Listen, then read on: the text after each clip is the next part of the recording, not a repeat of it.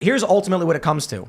And I think the reason why Nick should be allowed back on Twitter, on X, by Elon, and why Elon is based, is so that these conversations will emerge. The conversation around, I'll give you one example.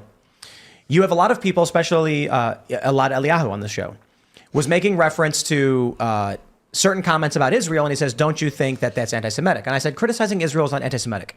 Israel is a government like any other country. I don't hate Muslims when I criticize Saudi Arabia for their policy towards Yemen, because they have nothing to do with Qatar or like Malaysia. Malaysia's Muslim, right? Mm-hmm. And so, or I think they have like blasphemy laws over there too. I can criticize their government, and if their government adopts a theocratic system of governance, I can criticize that too. The problem is, while you've got people like Elad or Ben or other people saying this thing, the inverse is many of the fans of Nick. And I don't want to say Nick does this does this personally, because I don't know, but his followers respond to comments about Israel with comments about Jews every single time. Not all of them. I'm saying, like right now, there will be people in the chat saying Goy and Shabbos, and I'm like, making references to blanket broad Jewish practices because of the government of Israel's actions is exactly what Ben Shapiro and Elad are talking about when they say you are being anti-Semitic.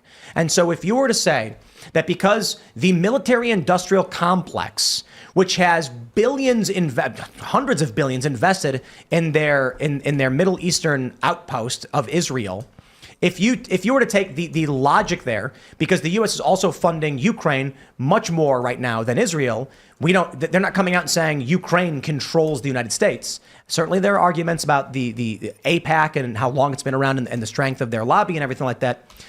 But the issue then becomes, people believe that because politicians are upset, Biden in particular, over people criticizing U.S. military policy and foreign policy, the response is then Jews as a whole religious and ethnic group are in control of the United States. If you said Israel controls the United States, I'd still say you were wrong, but at least that's closer.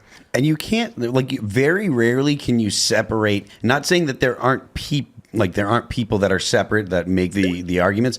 But if you have people criticizing Israel in a public forum, the people that don't like Jews are going to be right there with them.